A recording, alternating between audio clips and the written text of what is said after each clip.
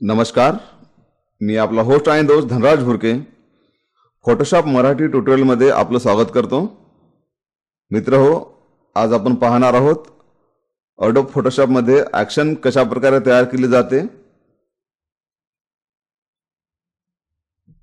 तर पहा, मी इथे एक पासपोर्ट साइज फोटो ओपन करून ठेवला आहे हा, आणि या फोटोच्या 8 कॉपीज आपण या 4x6 पेपरवर घेतलेल्या आहेत।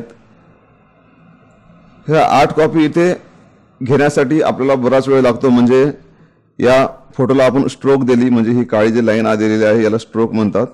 स्ट्रोक देऊन याच्या कॉपी करून 8 वेगवेगळ्या कॉपी बनवलेल्या आहेत। यासाठी आपला बराचसा वेळ जातो। तो वेळ जाऊ नये म्हणून ॲक्शन असते।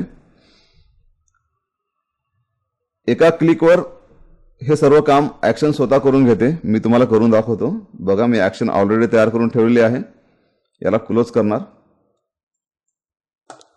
आणि हा जो फोटो आहे या फोटोला सिलेक्ट केलंय आणि मी जी ॲक्शन आहे माझी F2 वर सेव्ह करून ठेवली आहे। जेव्हा मी F2 प्रेस करणार तेव्हा आपोआप फोटोशॉप आपलं काम करून घेईल। तर मी आता F2 प्रेस करतोय। पहा, मॅजिक, लगेचच याच्या 8 कॉप्या तयार झालेल्या आहेत। मी काही केलेलं नाहीये, फोटोशॉपने स्वतः काम केलेलं आहे। तर आपण पाहूया हे कसं केलं जाते। सर्वप्रथम हे क्लोज करून घेऊया।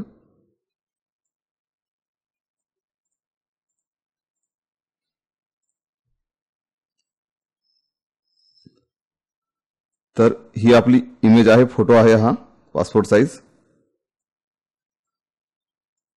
ॲक्शन ही इथे हे पहा, 2 नंबरचं जे हा त्रिकोणी सिंबल आहे हे ॲक्शनचं आहे।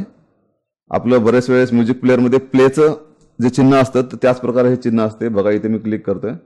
जर तुमचे इथे जर ॲक्शन दाखवत नसेल, ॲक्शनचं जर चिन्ह येत नसेल, तर तुम्ही विंडोजमध्ये जाऊन हे जे ॲक्शन आहे याला क्लिक करा, ॲक्शन येऊन जाईल।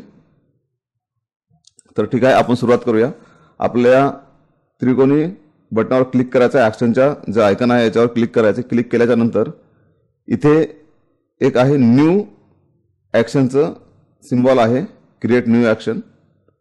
यावर क्लिक केल्याच्या नंतर हा असा छोटासा डायलॉग बॉक्स ओपन झालेला आहे।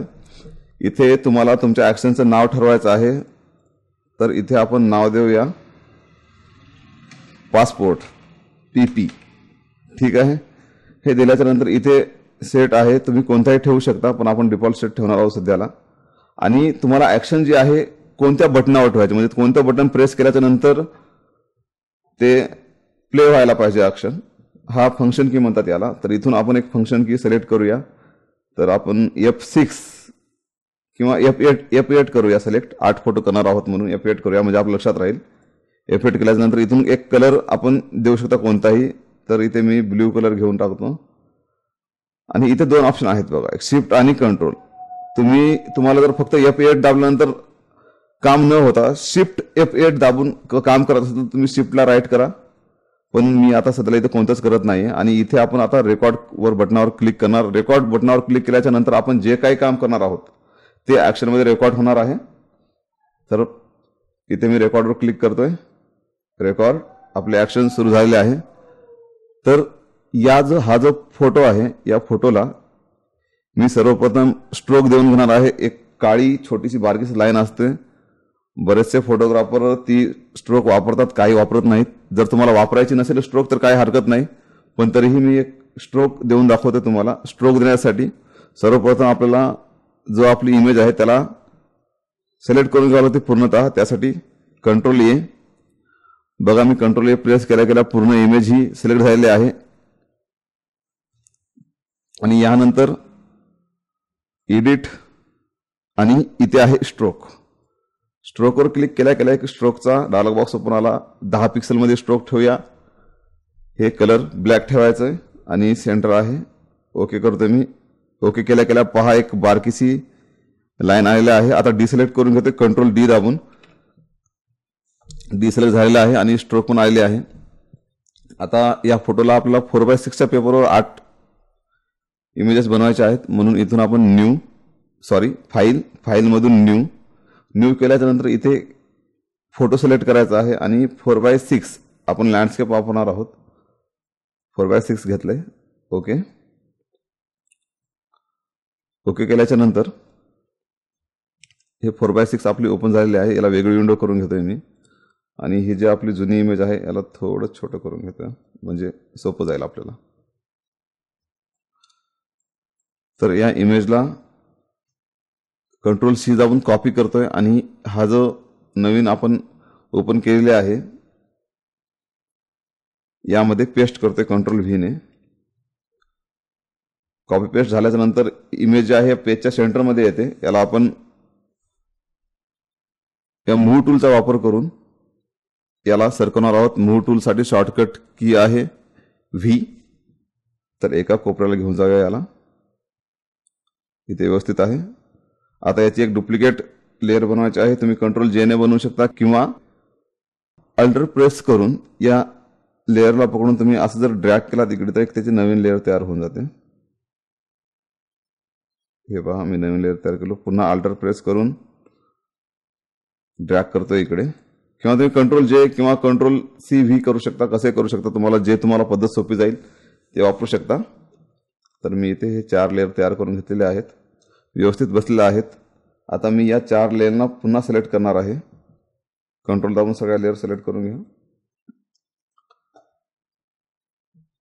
आता इथे Ctrl+J दाबतोय. Ctrl+J दाबलं याचा डुप्लिकेट लेअर पूर्ण तयार झालेला आहे तिथे. याला पुन्हा मूव्ह टूलचा वापर करून हे ऑलरेडी सिलेक्टेड आहेत. मूव्ह टूलचा वापर करून खाली ड्रॅग करतोय. तर पहा हे ड्रॅग केलं आहे. तर हे आपलं काम झालेलं आहे. आता इथे आपली ॲक्शन आपल्याला स्टॉप करावी लागणार आहे. रेकॉर्डिंग संपवावी लागणार आहे. तर इथे बघा हे स्टॉपचं बटन आहे. यावर क्लिक करतोय. स्टॉप क्लिक केल्या हे पूर्ण थांबलेलं आहे. आता जे तुम्ही काम करणार आहात ते रेकॉर्ड होणार नाही. तर हे मी क्लोज करतोय आणि पाहूया आपण जे ॲक्शन तयार केलेले आहे ते वर्क करते की नाही. तर याची स्ट्रोक वगैरे मी काढून टाकतो. पूर्वस्थितीत ठेवतो. एक मिनिट.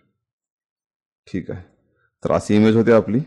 आपण F8 शॉर्टकट की ठरवला होता. तर मी F8 प्रेस करतोय. पहा मी F8 प्रेस केलं आणि आपलं काम झालेलं आहे. आपली ॲक्शन काम करते. तर अशा प्रकारे Adobe फोटोशॉपमध्ये ॲक्शन तयार केले जाते. आपले ॲक्शन जे आहे इथे सेव्ह होते. हे बघा PP F8 इथे दिसते. तुम्हाला काही बदल करायचा असेल तुम्ही इथून बदल करू शकता.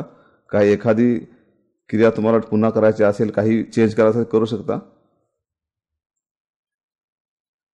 याआधी मी एक ट्युटोरियल केला होता स्किन सॉफ्टनिंगचा. थोडासा लांब होता, थोडा किचकट होता. पण तुम्ही जर ॲक्शनचा वापर केला तर ते एकदम लगेचच तुमचं काम होऊन जाईल. एका कीवर स्किन सॉफ्ट होईल. जे लांब प्रोसेस असते तिथे आपण ॲक्शनचा वापर करतो.